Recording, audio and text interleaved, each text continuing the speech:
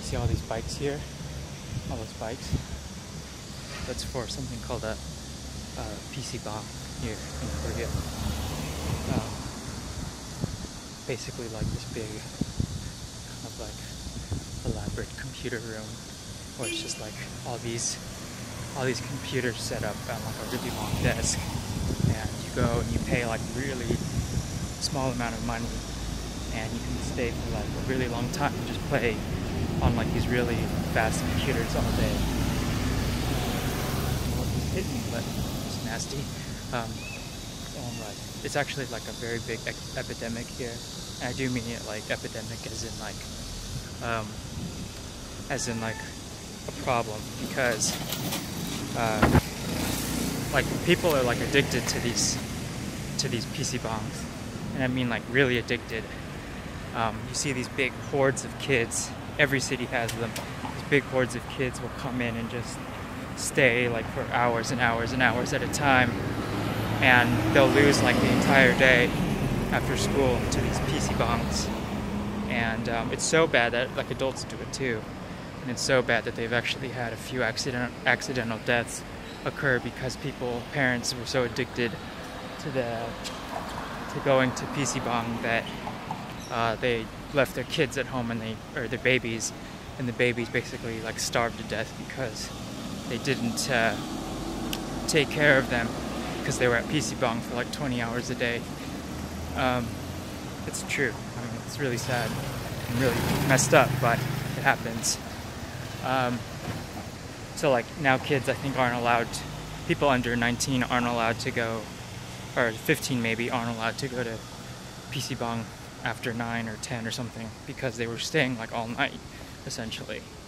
And you have a lot of these absentee parents here in Seoul especially that, you know, are relatively wealthy, so they'll just give their kids like a credit card or something, or cash, and you know, it's really cheap to stay like for really extended periods of time at these places. And a lot of them have like food and stuff available, so you don't really have to ever leave. Yeah, so I wanted to record today, even though I said I was going to wait a little while. I wanted to record because, well, to be honest, the topic I wanted to talk about, I've forgotten already now what I wanted to talk about. This is a hue place, and hue in Korean is like sashimi, but they don't use like the same, they really don't use the same fish that we're used to for like Japanese sashimi that we get in the US, which, you know, if you do know kind of like information beyond just that sashimi you get in the US is all frozen fish, like it's not fresh.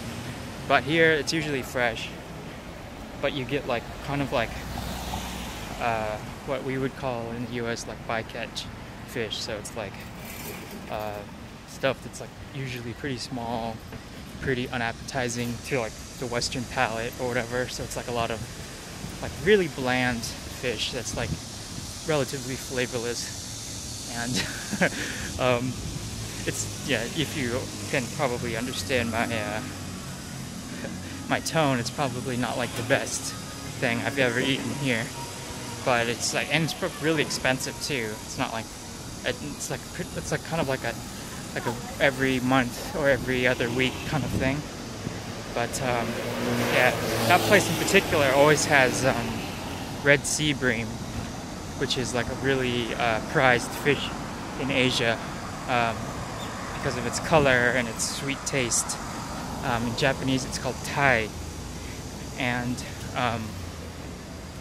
you actually, yeah, it's so like revered there that they actually made like these cakes that they serve at festivals that are molded into the shape of fish, called taiyaki, and that means like cooked or grilled tai, or red sea bream.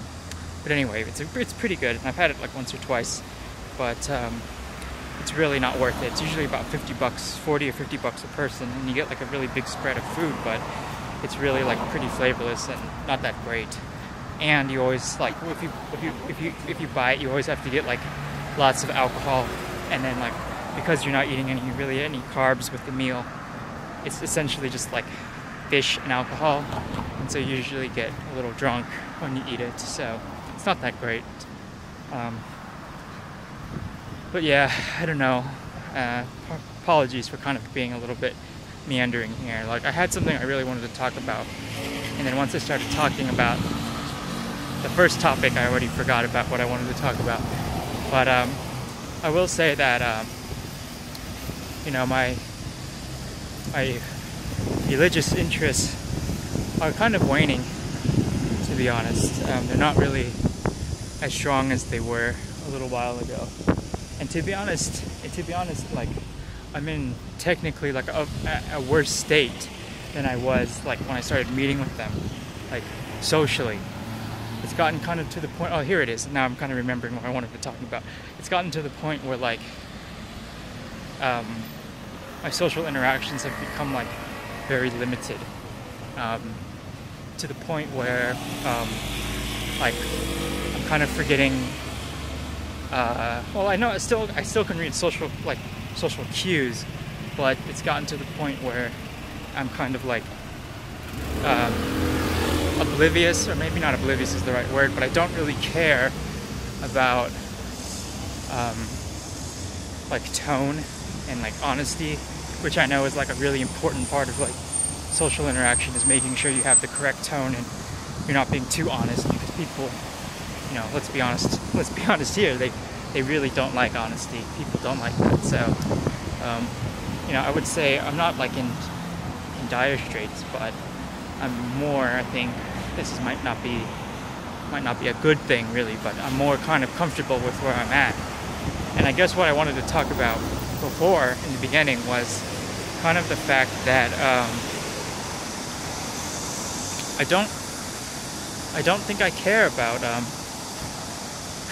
it sounds bad saying it out loud, but I really don't think I care very much about having friends at the moment. And you know, like, that might obviously be different if I had a whole bunch of like peers and stuff around me, but you know, it's gotten to kind of a point where I don't really care about having to kind of like please and kind of compromise and all this stuff. You know, like, do I want to see my friends that are still here? Yes, I do.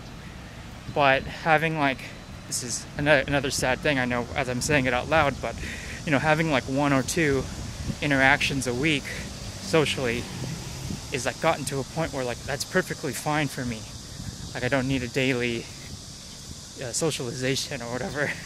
And I guess like that might sound really sad and pathetic, and you know, like you might be pitying me or whatever, but like I'm at a point in my life where it's like not a priority, and that might be sad to say at the age of like 26 or whatever, but like I really feel that way, to be honest. And would things be different, you know, maybe if I did have a bigger peer group? You know, I can't really say, but you know, I imagine they would be. But to be honest, like at the moment, I'm very happy where I am. Like right now, I'm walking